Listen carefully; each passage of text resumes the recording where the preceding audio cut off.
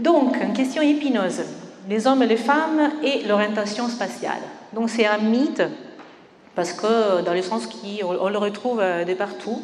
C'est vraiment, ça va au-delà de toute nationalité. Alors, je me suis amusée à regarder sur Internet des blagues qu'il y avait sur les hommes et les femmes et l'orientation spatiale. J'ai laissé tomber, je voulais commencer par ça, mais les blagues étaient très douteuses, donc je me suis dit, c'est pas la peine. Donc, en plus, je me suis dit, finalement, ça va finir en rigolade, comme toujours, et on n'en tire rien. Donc, est-ce qu'on peut tirer quelque chose de là? Est-ce qu'on a quelque chose véritablement de concret qu'on peut dire sur ces sujets sans tabou? Alors, donc, l'autre... Non, ça ne marche pas. Ça marche Non.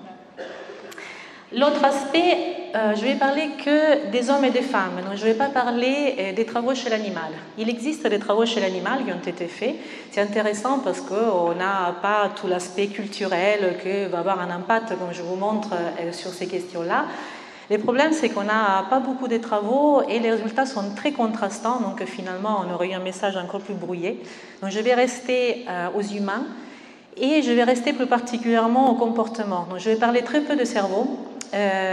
Finalement parce qu'on ne sait pas trop si ces différences où se trouvent, donc à quoi c'est dû du point de vue du cerveau, et parce que finalement c'est une illusion de penser que le cerveau est d'un côté et le comportement de l'autre.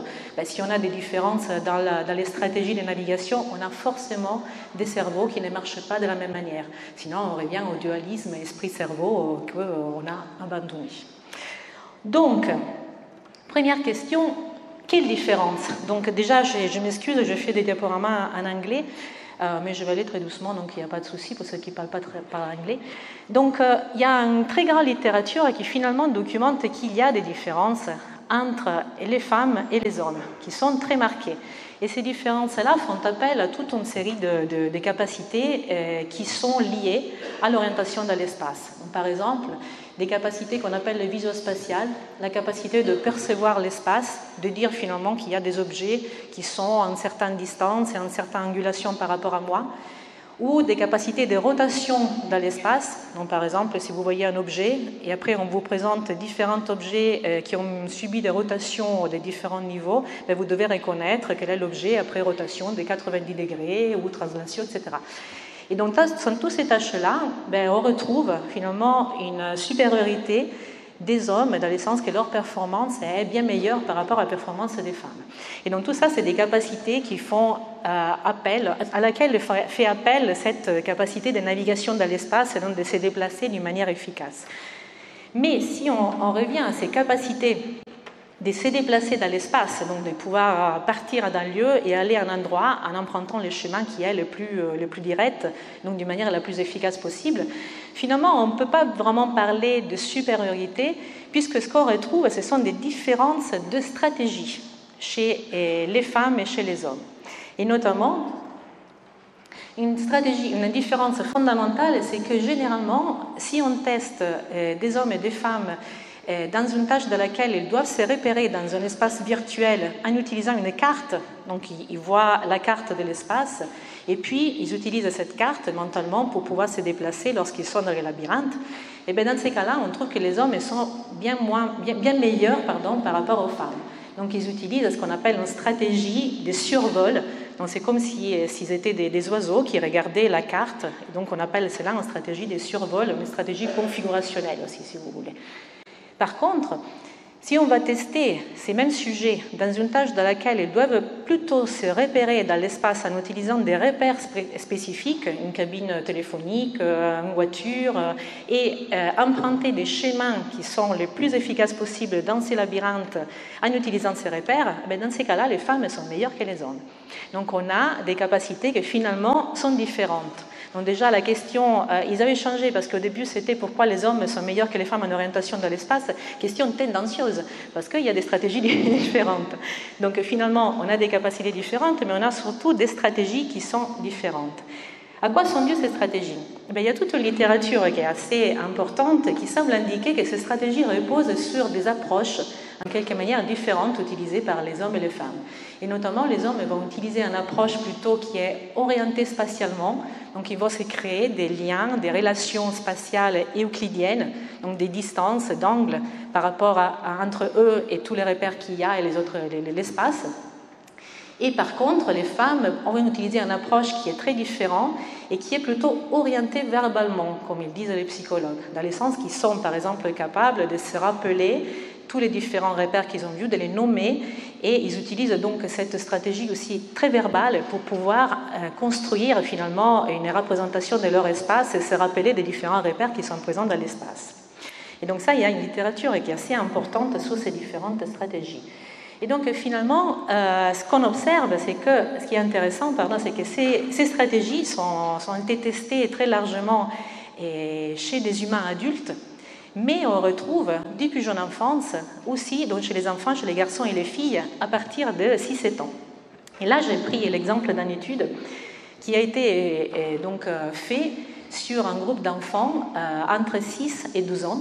Et ils ont justement se sont posé la question de savoir ces différences de stratégies, est-ce qu'elles sont liées à des différences d'approche cognitive, on va dire. Est-ce qu'on va, les garçons vont plutôt utiliser des informations qui sont spatiales, apprendre l'espace par l'espace, et par contre les filles vont plutôt utiliser des informations, des repères, nommer ces repères, etc.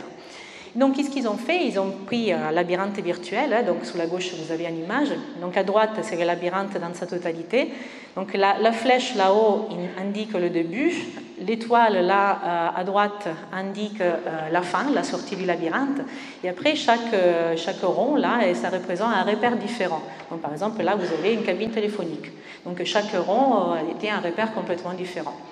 Et puis, qu'est-ce qu'ils ont fait? Donc, l'expérimentateur a fait ce labyrinthe, a montré une fois à chaque enfant les labyrinthes. Et l'enfant devait refaire exactement ces labyrinthes. Et puis, il testait deux capacités. Une capacité était celle spatiale, donc de s'orienter dans l'espace. Il prenait et mesurait les erreurs qu'il faisait lorsqu'il devait se bouger dans ces labyrinthes. Et la deuxième était une capacité plutôt verbale et de mémoire. En fait, il devait redire les différents repères qu'il avait vus et les nommer.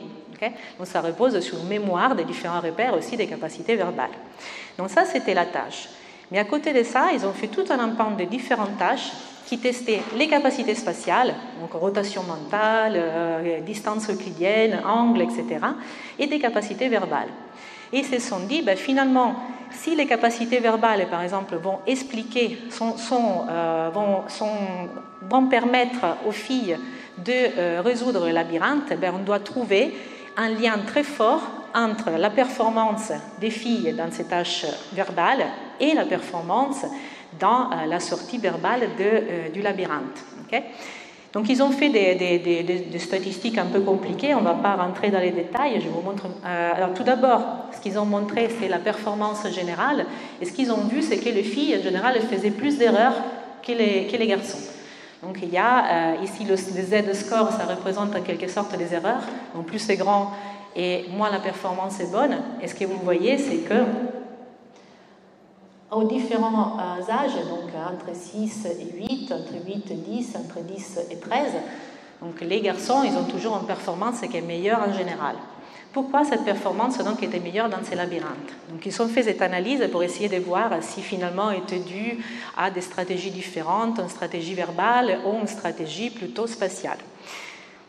Et donc ça c'est le résultat, hein? Clair, non? Je peux passer à la prochaine. Donc c'est en fait là ce que vous voyez, c'est cette analyse statistique. Ce qu'ils ont fait, ils ont fait toutes des tâches différentes et ils ont mis en corrélation la performance dans ces tâches et la performance qu'ils ont vue dans les labyrinthes. Et l'idée c'est de dire finalement on doit trouver déjà des corrélations de la performance et puis ils ont fait des analyses un peu plus compliquées de covariance. Bon, je ne vais pas vous détailler là, ce n'est pas la peine. Donc là, juste, vous avez donc leur performance dans les labyrinthes, okay, avec la composante verbale et la composante spatiale. Ici, vous avez toutes les performances dans des tâches spatiales et ici, la performance dans les tâches verbales. L'idée, c'est que si les filles sont bonnes en orientation spatiale, donc ici, c'est parce que donc, ils ont des capacités de mémoire verbale qui sont plus importantes, donc on doit trouver des relations très fortes entre ces trois items-là. En revanche, si l'hypothèse que les garçons ils sont plus forts à résoudre la tâche parce qu'ils ont des habiletés spatiales plus fortes, ben on doit trouver un lien beaucoup plus fort entre ces trois items-là, ce cluster-là et ces deux items-là. Et c'est effectivement ce qu'ils ont trouvé. Donc on va se concentrer juste sur ces deux valeurs que vous ne voyez absolument pas, mais je peux vous le dire. Donc dans un cas à gauche, chez les filles, on a une corrélation très forte, ce qui veut dire qu'en quelque manière, leur capacité de s'orienter dans l'espace peut être expliquée en grande partie par leur capacité verbale. En revanche, chez les garçons, est très faible. Et l'inverse est partiellement vrai. Donc dans les deux cas, les habiletés spatiales sont importantes, mais chez les garçons, elles sont beaucoup plus importantes. Qu'est-ce qu'il nous dit en fait? C'est qu'on a des différences dans l'orientation, des stratégies d'orientation dans l'espace qui vont se mettre en place de façon extrêmement précoce. Donc à partir déjà des 6-8 ans, on retrouve ces différentes stratégies de navigation. Un autre aspect qui a été très étudié, c'est finalement de dire que ces différentes stratégies de navigation ils reposent sur des capacités cognitives différentes et on pourrait trouver finalement des différences très importantes au niveau cérébral. Et une différence qui a été largement reportée, c'est le fait que, déjà, les cerveaux des hommes et des femmes sont différents. Si on voit grossièrement l'anatomie, le cerveau des hommes est plus grand, à la fois en matière grise, à la fois en volume total, et le cerveau des femmes est plus petit. Et généralement, les femmes montrent une connexion interhémisphérique qui est plus importante par rapport aux hommes. Et donc cela a été interprété pendant très longtemps comme une sorte de substrat qui pouvait expliquer ces différences de stratégies. Donc ces connexions interhémisphériques pourraient être à la base de cette stratégie plutôt basée sur une mémoire des items et des capacités verbales, et en revanche, ces connexions intrahémisphériques pourraient être à la base de capacités plutôt spatiales. Okay? Donc ceci, ça ne semble pas trop être le cas. Et donc là, je vous montre juste un exemple d'une étude qui semble ne pas être cohérent avec cette hypothèse. Donc dans cette étude, qu'est-ce qu'ils ont fait? Donc ils ont mesuré la connectivité. Je vous passe peut-être cette diapositive dans laquelle ils montrent juste quelle est la méthode pour mesurer cette connectivité. En gros, on fait une IRM anatomique, donc on fait un scanner du cerveau, et on va mesurer l'épaisseur en quelque manière des fibres, donc interhémisphérique et intrahémisphérique, en mesurant l'anisotropie de l'eau qui va courir le long des fibres, par exemple, du corps calleux. Okay, donc ça, on peut le laisser de côté. Mais dans tous les cas, ce qu'ils ont montré, c'est que, tout d'abord, il y avait des différences entre les deux sexes, mais qui semblent dépendre fortement de la taille du cerveau. Parce qu'en effet, là, ce que vous voyez, ce sont des corrélations entre la taille totale du cerveau, total brain volume, ici, et puis les connexions interhémisphériques et les connexions interhémisphériques et les connexions intrahémisphériques. Et ce que l'on observe, c'est qu'effectivement, plus le cerveau est grand, plus on a des connexions intrahémisphériques. Mais ceci est vrai chez les femmes et chez les hommes. Donc il n'y a pas de différence finalement.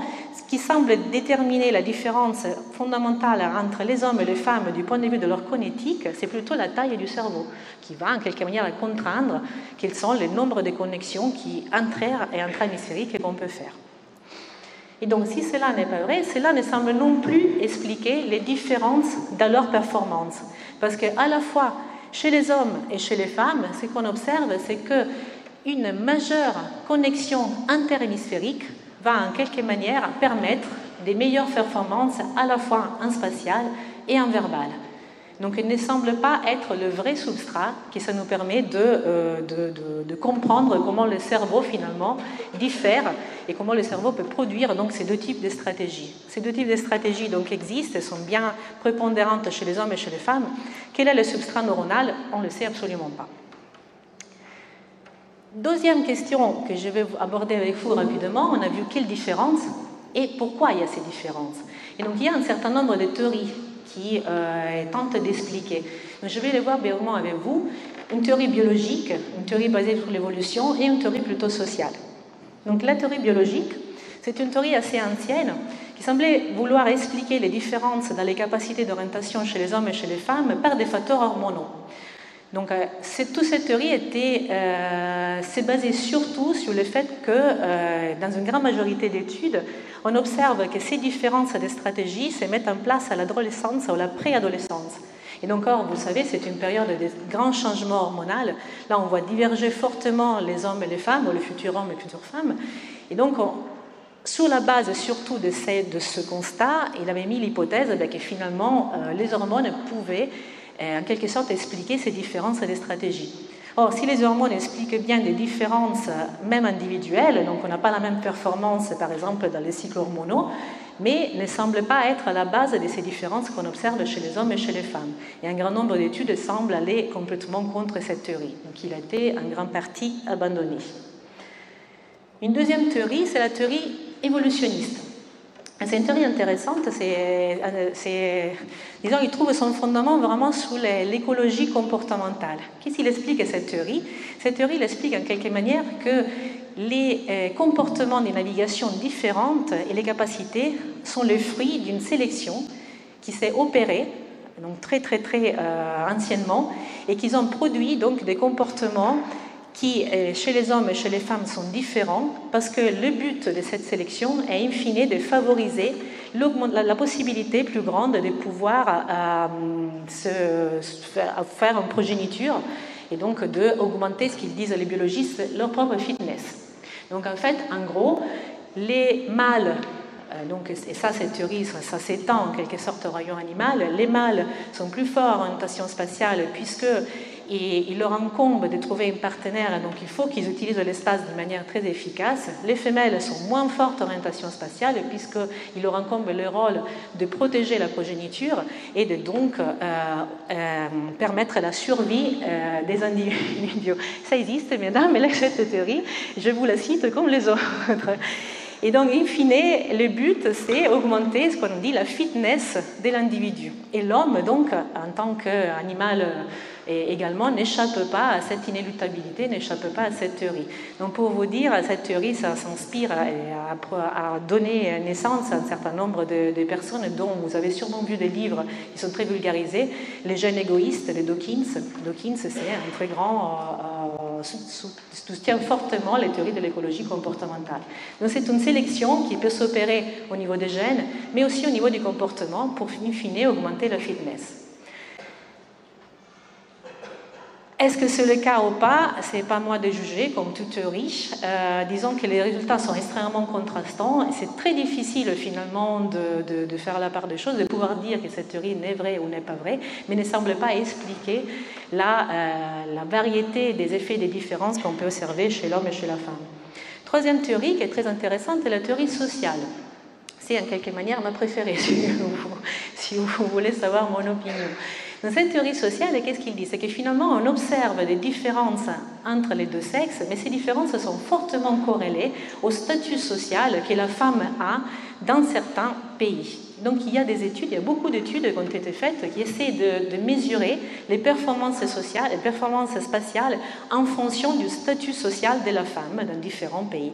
Et donc il y a des index qui ont été créés qui mesurent à la fois le gap spatial entre hommes et femmes et aussi le gap homme-femme en termes sociaux et qui est basé sur le revenu des hommes et des femmes, le rôle de la société, leur travail qu'ils font, s'ils travaillent, etc., etc.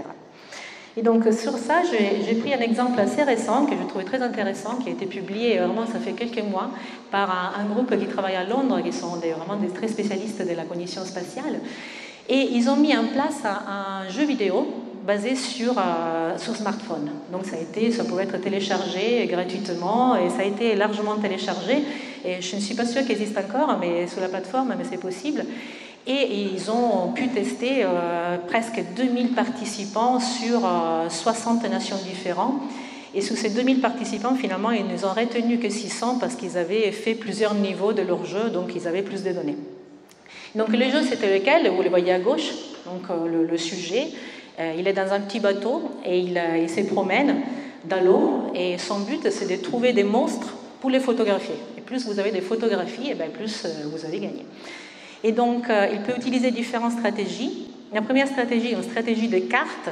Donc en fait, chaque participant a accès à la carte, vous la voyez la deuxième figure à gauche, la carte générale de l'environnement, et avec les repères. Et donc quand il va naviguer dans cet espace, il va savoir où aller et éviter par exemple les cul-de-sac, comme ça peut être, si j'y arrive, comme ça peut être...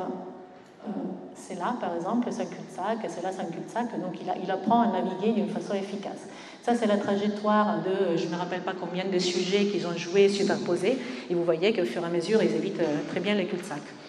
Et puis, une deuxième stratégie, la droite, ce qu'on appelle une stratégie d'intégration de trajet.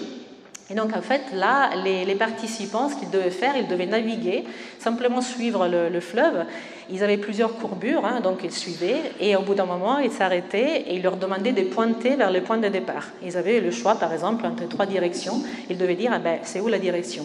Et ça, c'est une stratégie qui est basée, pas sur une carte, mais simplement sur la mise à jour de toutes les orientations et les distances que l'on fait lorsqu'on bouge. Par exemple, si vous bougez les yeux fermés, au bout d'un moment, si vous tournez, vous savez à peu près dire où est-ce que vous êtes parti en pointant dans la bonne direction, parce que vous avez intégré tous ces différents déplacements d'orientation et des angles. Donc ça, c'est la tâche. Qu'est-ce qu'ils ont trouvé? Donc tout d'abord, un clustering assez intéressant, de façon générale, sans distinguer hommes et femmes, dans les différentes nations. Donc il y en a un blanc des nations qui n'ont pas été testées. Donc vous imaginez bien, en Afrique subsaharienne, c'est assez difficile d'obtenir des populations qui ont un smartphone et qui ont envie de jouer en plus au jeu. Donc il s'agit plutôt du nord de l'Europe, de l'Asie, sud de l'Europe aussi quand même c'est pas mal, et de l'Amérique du Sud aussi et l'Océanie. Donc on a déjà un cluster assez important de pays comme l'Océanie, le nord de l'Amérique, des États-Unis et la péninsule scandinave qui sont très bons en orientation dans l'espace. Et des pays qui sont un peu moins bons et des pays qui sont carrément très très mauvais. Et donc cette dominance du nord, c'est expliqué par les auteurs par le fait qu'ils ont dans l'école, par exemple, beaucoup de jeux d'orientation dans la forêt. Je parle du pays scandinave que je connais un peu plus. Et effectivement, ils font énormément de jeux d'orientation dans la forêt, orientation en nature, qui peut en quelque manière augmenter les capacités d'orientation ensuite chez l'adulte. Qu'est-ce qui se passe chez les hommes et chez les femmes? Donc ce que vous voyez, c'est qu'en général, la performance générale est calculée par un index qui tient compte de la différence dans la capacité de jouer à des jeux vidéo, nous montre que les hommes ont une performance meilleure à quasiment tous les âges. Donc il y a une diminution de la performance au cours de l'âge dans les deux groupes. Les deux groupes, vous voyez, diminuent leur performance de manière similaire, mais les hommes gardent une performance meilleure par rapport aux femmes, et cette différence, ça s'annule chez les personnes très âgées. Donc il y a quand même une performance qui est majeure chez les hommes. Et puis ils ont allé un peu plus loin avec cette masse de données qui était très intéressante, et de façon très intéressante, ils ont montré qu'il y a une corrélation très significative entre les différences des capacités d'orientation dans l'espace, qui est ici, et la différence de statut social entre hommes et femmes. Qu'est-ce qui veut dire? Que si les hommes et les femmes ont un statut social très similaire, donc la différence entre les deux est nulle, ils montrent très peu de différences dans l'orientation dans l'espace. C'est le cas de la Norvège et de la Finlande, par exemple. En revanche, si montrent des différences très importantes dans l'orientation dans l'espace, ils ont également des différences très importantes dans le statut social des hommes et des femmes. C'est le cas de Lebanon, de l'Iran, de l'Égypte et de l'Arabie saoudite. Vous cherchez la France, je vous dis de suite, c'est pas trop mal. Elle est là. L'Italie, un peu moins bien. On fait ce qu'on peut. Voilà. Donc voilà, il semblerait qu'il y a quand même un lien assez direct entre ces deux aspects, donc le statut social des femmes, leur reconnaissance sociale et les capacités d'orientation dans l'espace. Un deuxième aspect que j'aimerais vous citer, qui est lié à cette théorie sociale, est ce qu'on appelle la menace du stéréotype. Et c'est quelque chose qui est très fortement étudié dans des capacités, par exemple, d'études des filières scientifiques ou des maths, des différences entre les jeunes filles et les jeunes garçons, et les femmes et les hommes. Et c'est une menace du stéréotype qui, j'ai pris ici deux définitions, une qui vient de Wikipédia et l'autre, excusez-moi, j'ai oublié de citer, c'est une définition d'un article d'Isabelle Régnier qui travaille ici à Marseille, d'ailleurs à Saint-Charles, au laboratoire de psychologie cognitive, qui dirige une équipe de cognition sociale directement sur les questions des menaces du stéréotype. Qu'est-ce que c'est la menace du stéréotype? Selon Wikipédia, c'est une situation fâcheuse, un predicament, dans laquelle les personnes se sentent dans une situation, dans un risque de se conformer à un stéréotype qui appartient à leur groupe. Isabelle Régnier est un peu plus précise, c'est une situation, c'est une menace qui est spécifique à une situation et qui a lieu dans un contexte dans lequel les membres d'un groupe qui subit le stéréotype négatif risquent la possibilité de confirmer ces stéréotypes eux-mêmes. En quelque manière, si moi je me trouve dans une situation dans laquelle je dois guider un groupe dans Marseille et je subis cette menace de stéréotypes, je fais partie du groupe sur lequel incombe en quelque sorte ces stéréotypes, si par inadvertance dont je me perds, je vais en quelque manière, je vais me sentir déjà dans la situation de subir ces menaces et d'entretenir ces stéréotypes par mon propre comportement. Et donc la résultante, ça serait que mon comportement même sera amoindri, sera moins bon. Okay. Et donc, il y a très peu d'études sur la menace de stéréotypes dans l'orientation dans l'espace, mais ce qui est intéressant, c'est qu'il y a une grande quantité d'études sur les capacités mathématiques. Or, il y a un lien extrêmement fort entre capacité mathématiques et orientation dans l'espace, et notamment dans l'utilisation des informations euclidiennes, des distances et des angles.